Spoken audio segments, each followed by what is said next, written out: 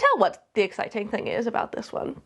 It also smells amazing. How can you not absolutely love these leaves? It's just like fueling my begonia fire as well. It feels like it's been ages since I filmed a favorites video like this. For the past few years, I've been doing them like once a month, and I feel like that was just a little bit too frequent, so I've not been doing them every month because do I need to? I don't know. Would you prefer if I did them every month? Let me know down below in the comments if you do like my sort of monthly favorites videos where I show you like the very most exciting things that are going on that particular month. If you like it, I can start doing them more frequently, but I just haven't felt the like burning desire to do it as much. So it's been a while, but I've been collecting my favorite things that are going on in my mind and in a note on my phone. Taking note of all of the things that have been exciting me over the past couple months. I don't know, they just make my heart happy, and like there's plants that are getting me excited at the minute. And so I'm gonna share with you, I think I've got 9 favorites, things that I've been excited about recently, and I want to share with you all because like how much fun is just like reveling in excitement about plants together. I mean, I love it, and I'm sure if you're here you do too. But before we get into it, I want to say if you're new here and you don't know me already, hi, my name is Emma and I make houseplanty content all over the internet. So if you want to follow along with my houseplanty journey and maybe learn something along the way, stick around, watch some of my videos and subscribe to my channel. If you are not new here, welcome back. I really appreciate you returning. Now let us get into these exciting things. Oh my goodness, I never know where to start with these because I just have like, I'm just so excited about all of them. I think I am going to start with this one though. Just because, can you tell what the exciting thing is about this one? So this here is my anthurium wendlingeri. But basically I just decided to put out one gigantic random leaf, like all of a sudden, which is really odd. Like all of the other leaves on this plant are fairly, like they're not huge, but they're like not baby yet either. Like I've got some in here that are like really ditty baby. But like suddenly we have jumped like triple the size in leaf, which is, I find so weird, but so exciting. And it feels like this one is maturing really quickly, which is exciting. It's not got a new one coming in quite yet from this plant. I've got 2 plants in this pot here. So the back one's actually also producing a new leaf. This one, which isn't fully hardened off yet, but I don't think it's not gonna get to this big. It is in general a much smaller plant and not as mature, so it's gonna take a bit to get bigger. But the fact that this is like, it's grown so quickly, I don't understand it, but I'm very excited by it and it makes me really happy. And I feel like before long, I'm just gonna be growing like a gigantic, massive, strappy wendlingeri leaves, which is awesome. Yeah, I love this one. It's so cool. I almost missed it as well because it's next to my pleurophorum, which already has quite thick, long leaves. I kind of mistook it for a pleurophorum leaf, and then I kind of pulled that to the side, and I was like, whoa, you're not a pleurophorum, and it made me even more excited just because it's so cool. I'm obsessed with it. It's awesome. Speaking of large, random leaves, we have my Hoya parasitica or verticillata big leaf splash, some sort of parasitica verticillata hoya that I've had for ages and ages and ages. It has wrapped itself around this trellis about 1 billion times, but it just popped out the biggest leaf I have ever seen on this plant, which like it doesn't have small leaves. For a Hoya, it's fairly like medium sized. But the fact that it just put out this random really big one really excites me. It makes me really happy. It's got hella tendrils that I probably should wind around again, but it's gotten to the point where I can't easily just like wrap it around the trellis. So I don't exactly know what I'm gonna do with it. It's also gotten really heavy on its trellis. I kind of wish it was on a trellis that I could take out of it, like a U-shaped trellis. But it's on a circle trellis, and so it is wrapped around it at the bottom, and I cannot take it out without probably cutting the trellis, which is a bit unfortunate because I would love to maybe get this one on a top. Maybe I could stick a second trellis in. Ooh, okay, that's actually a really smart idea. I could stick a second taller trellis in sort of above it. What do you think about that? Would that work? Has anyone tried that with their Hoyas? Let me know if it does work, because I do need to do something about these little tendrils because they are going a bit crazy and I just don't have any more room on here. But this one just makes me so excited. It's such a beautiful, waxy, shiny, splashy one that, I don't know, I feel like this is one of the main ones that got me into Hoyas. So if you haven't got yourself a verticillata, big leaf splash, or a parasitica, this isn't the black margin one, but the like normal one. Highly, highly recommend. One of the easiest plants ever. I absolutely love it. It's such a cool one. It makes me so happy. Shall we go for a biggin now? A bigger boy.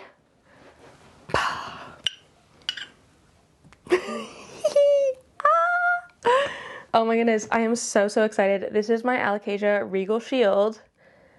And holy moly, has she grown me the best leaf on the face of the planet. This is my first ever regal shield leaf to size up.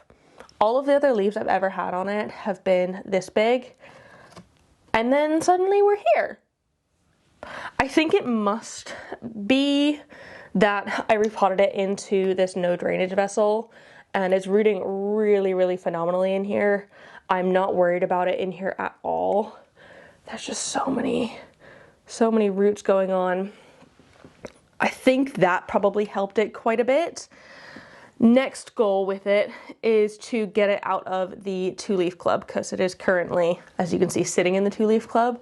But if it needs to remain in the 2-leaf club while it gets used to having big leaves like this, fine. Like, I'd rather have just a couple really big leaves than 7 leaves this size. Does that make sense? Though I've never even had 7 leaves this size. It's always been cycling, doing that sort of one in, one out leaf thing that alocasias do. So I've never had it actually grow that well for me. And you know what? It actually looks like the stem here is pregnant. You can't really see it in this light, but if you look at the light through it, you can kind of see through the main bit of the stem. But on the like pregnant side, it's a bit darker, which means, or it looks like it means there's a leaf coming in soon, which will be very, very nice. I hope and pray and cross my fingers that it is another massive leaf. And if it is, I'm probably gonna have to size it up from this container fairly soon, just because it's starting to dry out quite quickly. This is one that I'm watering fairly regularly, and it's just got so many roots that it's starting to dry out very fast. So I'll probably need to size it up soon, but I don't mind. I'm okay with that, again, if I keep getting these big, beautiful leaves. So this probably isn't the perfect time to show you this one, because it doesn't actually have very many open blooms at the moment, but my Hoya krohniana mixed pot, it's got some super silver and some splash in it in the same pot. It's just been going crazy flower wise. It also smells amazing. I know some people say they don't like the smell of krohniana flowers, but I absolutely love them. It smells like a freaking candle in my room whenever I go by it. And like, I had this hanging in my window, and so every night I have to go by the window to close the curtains so we can go to bed, and I can just smell the flowers, and oh my goodness, it is just like, it's one of my favorite times of day because it just makes me so happy. But this has been blooming non-stop for the past few months, and I don't just mean like a little bloom here, a little bloom there. It has been blooming constantly. Unfortunately, like I said, not many of the flowers are open right now. I've got this one, which is open. That's open. But I've got a lot. Actually, this one might be opening today. That's exciting. Yeah, because I don't think this one had burst this morning, which is exciting.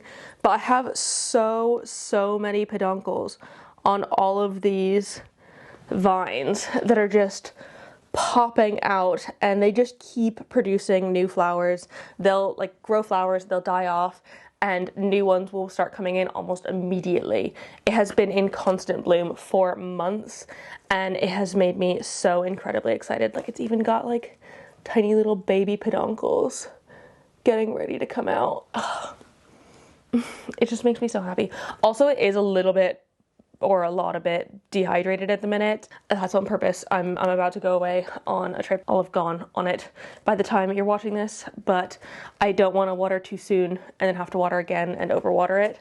So I'm just letting it dehydrate for a bit. And the good thing about Hoyas is that they can tolerate that sort of thing, but they will just go a bit wrinkly in there, which kind of sucks a bit, but it's fine. It doesn't really matter. This one has been super duper tolerant of me underwatering it and like isn't mad at all. And like it's still blooming like crazy.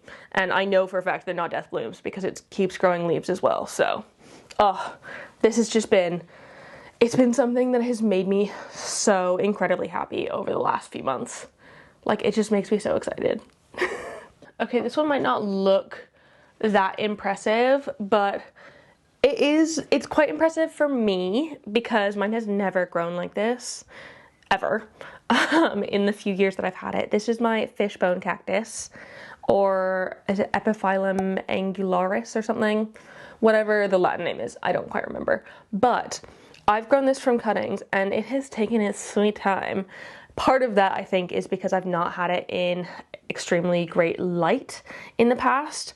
And so it's given me a bunch of growth that's like kind of small and unimpressive, just like nothing that fancy, nothing that's like proper fishbony, until recently in the last couple months when I think maybe in like December or January time, I popped it into my southwest facing window and it's been growing there ever since. And it's getting so much more light there that it's started to give me sort of proper fishbone rick-rack growth, which is really, really exciting. It's, like I said, not something that I've had previously, and it makes me like this plant even more because it is such a cool, and it makes it look like it's actually the plant that I wanted it to be.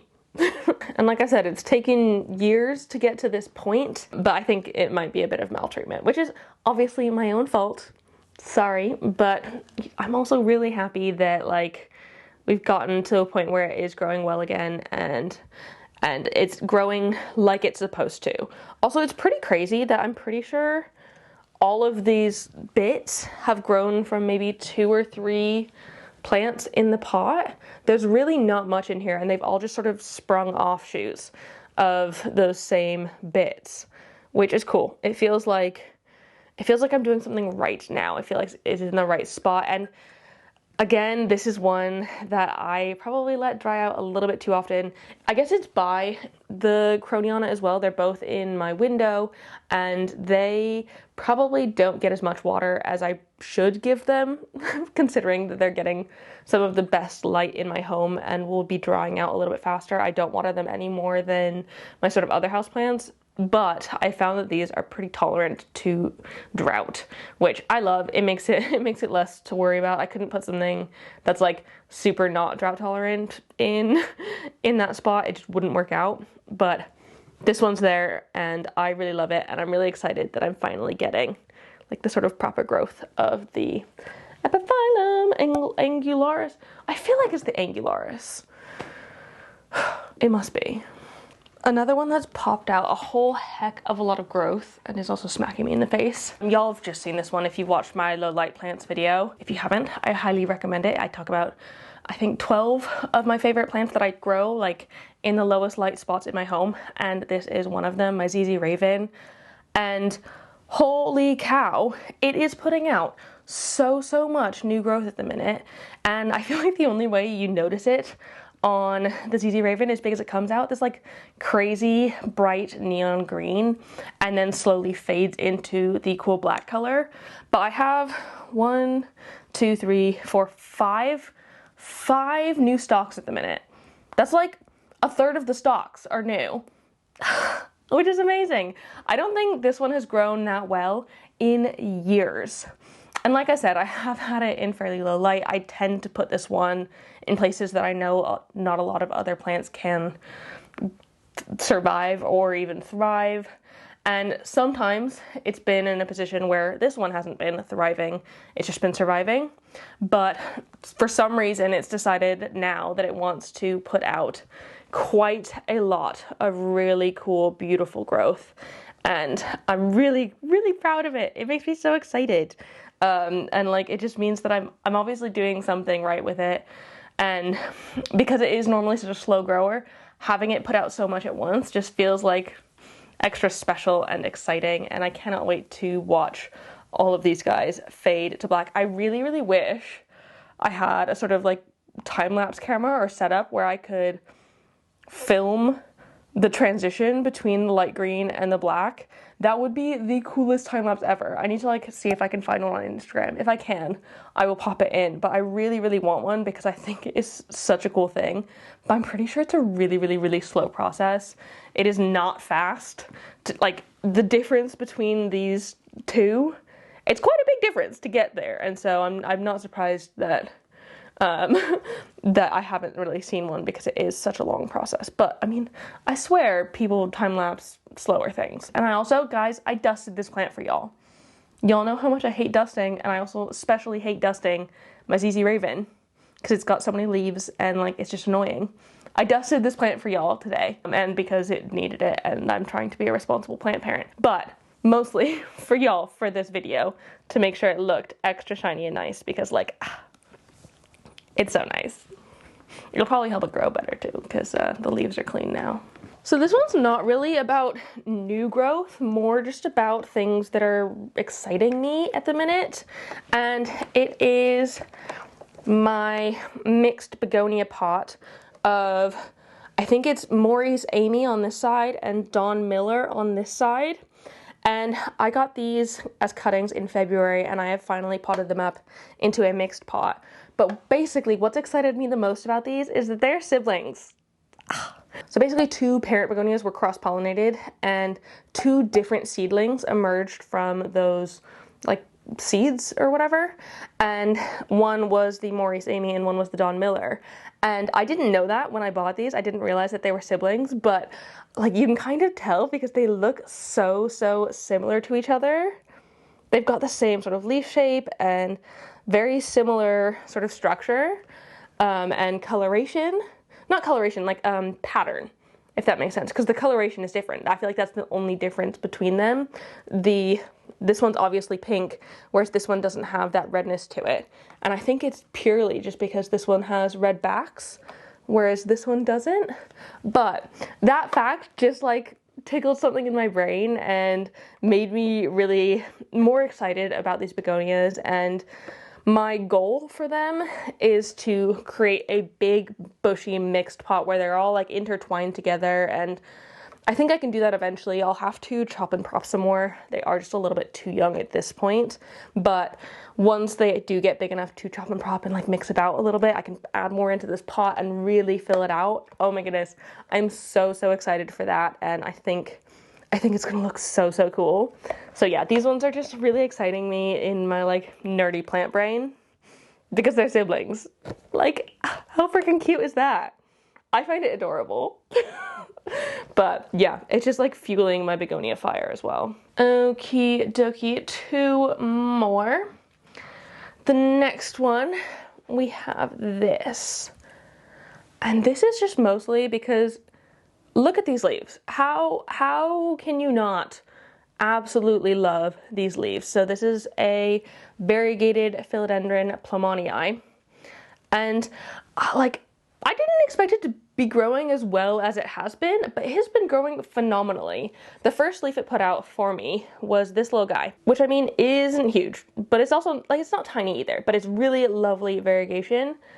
The next leaf, a bit bigger, and then suddenly it decides it wants to put out this massive thing. And it's got a new leaf on the way as well. And this leaf looks like it's going to be freaking huge. And I think it's going to be super nicely variegated. There's definitely some spots of lighter area and darker area. It looks like there's quite a lot of lighter area. So I think it's going to be another really beautiful leaf.